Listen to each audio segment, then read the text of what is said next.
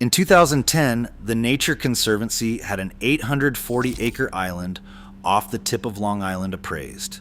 The number that came back was $32.85 million. Congress needed that sale to help pay for a new federal laboratory in Kansas that would eventually cost $1.25 billion. The math never worked. Nobody in Washington seemed to notice for years. The island is Plum Island, a mile and a half off Orient Point, New York. Before it was anything else, it was Fort Terry, a coastal artillery post established in 1897 and armed just in time to sit uselessly through the Spanish-American War. Its guns never fired at an enemy. The rest of the island passed into federal hands in 1901. The Army held it through both World Wars, using it as an anti-submarine base in the second one, and later handed pieces of it to the Chemical Corps for work historians still describe only vaguely, involving early research into biological and chemical weapons. In 1954, the United States Department of Agriculture took the island over for a different reason entirely: isolation. Foot and mouth disease can wipe out a nation's livestock, and a lab studying live samples of it needed water between itself and the mainland. The Plum Island Animal Disease Center opened that year and became, and remains, the only United States laboratory permitted to work with live foot and mouth virus. After the September 11th attacks, the island's mission got folded into the newly created Department of Homeland Security, which took over the Plum Island Animal Disease Center in 2003.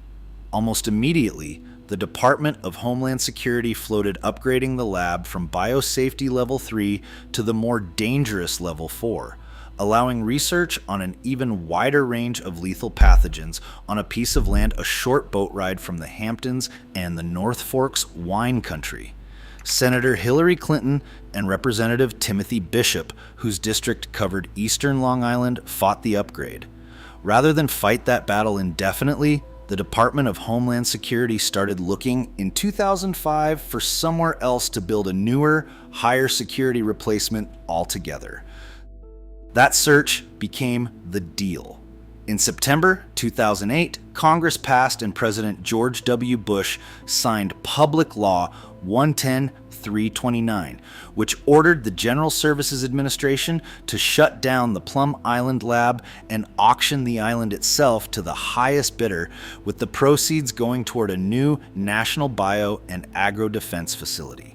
At the time, the Department of Homeland Security was pricing that new facility at $451 million.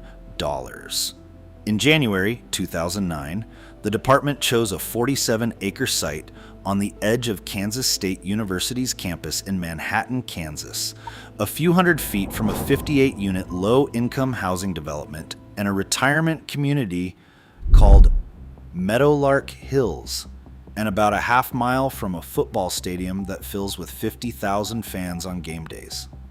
Opposition showed up there too. In September 2008, a local sign shop owner named Bart Thomas, a third-generation Manhattan, Kansas resident, put up a billboard over the highway leading into town that read, "No NBA F Germ Lab." It did not stop the project. The law obligated the sale of Plum Island before anyone had done an environmental review of it. The draft environmental impact statement was not released until July 2012, and the General Services Administration and the Department of Homeland Security did not sign a final record of decision authorizing the public sale until August 29, 2013, years after Congress had already mandated that the sale happen. The numbers moved fast and only in one direction. A National Research Council panel reviewed the Department of Homeland Security's own risk modeling for the new facility in 2010 and found the department's first version had put the odds of a dangerous pathogen escaping the lab over its projected 50-year life as high as 70%. The Department of Homeland Security revised its methodology. The risk estimate that came back afterward was under 1%. The facility's price tag, meanwhile, kept climbing to $1.14 billion by 2012 and to $1.25 billion, roughly 3 times the original estimate, by the time it actually opened in 2023. Against that billion-dollar backdrop sat the $32.85 million appraisal on Plum Island, a figure the Nature Conservancy itself commissioned specifically to make the point in Congress. Selling the island wouldn't meaningfully offset the Kansas lab's cost, no matter who bought it or for how much. Real estate developers didn't seem to mind the arithmetic. The island drew interest from, among others, the Trump Organization, which saw 840 largely undeveloped acres of Long Island Sound waterfront, beaches, a lighthouse, deep water access, a short boat ride from the Hamptons, as an opportunity regardless of what Washington's spreadsheet said the sale was supposed to accomplish. Had a private buyer actually closed a deal, that buyer stood to gain waterfront real estate in one of the most expensive coastal markets in the country, at whatever price a depressed, contamination-clouded auction produced. Not the kind of number that moves a billion-dollar federal budget line, but plainly enough to interest developers all the same. Nobody in Kansas needed Plum Island's sale to go through either.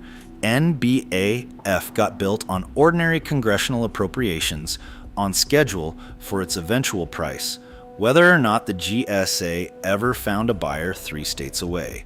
The town of Manhattan, Kansas, got a federal biodefense lab, its construction jobs, and its permanent research staff funded the same way most federal facilities are funded, through the ordinary budget process, with or without an island sale attached to it. The financial mechanism that was supposed to fund it, auctioning a fragile, federally owned island to a private bidder, turned out to be almost entirely beside the point. Long Island paid for that irrelevance for 12 years. The Nature Conservancy, the Sierra Club, Save the Sound, and a handful of local environmental groups spent that time fighting to keep an act of Congress from putting more than 100 bird species, the region's largest seal colony, and rare native plants up for sale to whoever bid highest. The island's isolation, the same trait that made it useful for biocontainment in 1954, had also let ospreys, bank swallows, and piping plovers nest there for decades without the coastal development that had reshaped almost everything else on Long Island's North Fork. Preservationists staged public protests over the years. The sale mandate stayed on the books, including a 2018 kayak flotilla paddled out toward the island itself. Representative Lee Zeldin introduced legislation to repeal the sale mandate at least 5 separate times after taking office in 2015. Each version passed the House. Each one died in the Senate. Suffolk County's own zoning code, adopted after Plum Island was already in federal hands, never applied to the island at all, leaving a legal vacuum that a private buyer could plausibly have exploited had a sale ever closed. In Kansas, the people living closest to the actual new lab, retirees at Meadowlark Hills, residents of a 58-unit affordable housing complex, got none of the decade of activism, appraisals, and Senate maneuvering that Plum Island's mostly wealthier coastal neighbors were able to mount. Congress finally reversed itself in December 2020, folding a repeal of the 2008 sale mandate into that year's government funding bill. The new law blocked any sale to a private buyer, directed the government to offer the island first to other public agencies, and set aside $18.9 million for cleaning up 7 decades of biological and chemical research contamination, a cleanup the government's own planning documents describe as a long-term task with no completion date attached.